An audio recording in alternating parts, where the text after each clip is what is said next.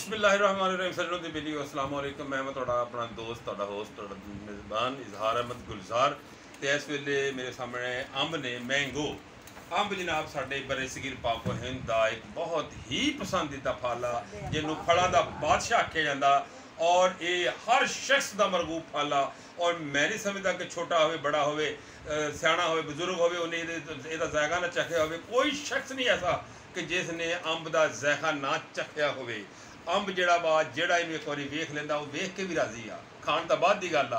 अंब कच्चा हो तो भी फायदेमंद, अंब पक्का हो तो भी फायदेमंद। कच्चे अंब के बेशुमार फायदे ने, अचार यदा बनता, चटनी ये बनती, मुरब्बा जात ये बनते, तो जिस वे पक जाता तो होर बहारा लाता।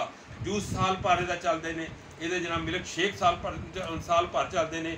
तो जनाब इस वे मेरे जो सामने अंब पे ने एक कई दिनों तो बाद सिलसिला चल रहा है। मेरे दादे मरहूम जनाब चौधरी मुहम्मद बख्श मरहूम मकफूर कपूरथलवी होरां नूं ये 4.5 एकड़ का बाग अलाट होया सी, जिहदे विच उन्होंने खुद आप भी बहुत सारे अंब लाए। तो इस वेले चौथी पीढ़ी साडी चल रही आ जिहड़ा कि बाग हजे तक साडा मुश्तरका चल रहा ने और इसे मुहब्बत की वजह ने बाग जिहड़ा मुश्तरका चलता आ रहा। और इस अंबां दे बाग दे जनाब अली मेरे दादे मरहूम दियां यादां वाबस्ता ने।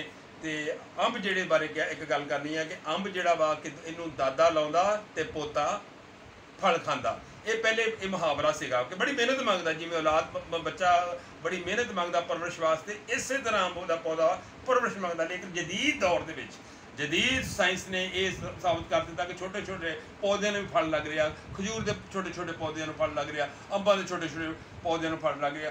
तो ये साडे पाकिस्तान का जो एक बहुत ही फलों का सरदार आ।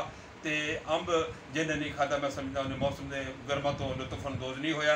तो इस तरह मेरी सारे अगे गुजारिश है कि अंब बेटा कोई महंगा नहीं, सारे दोस्त जोड़े विटामिन सी ते ए वाफर मकदार च पाया जाता। सी ते ए अपनी सेहत का ख्याल रखो, दोस्तों को खिलाओ, आप भी खाओ तो जिंदे वास्ते रहो।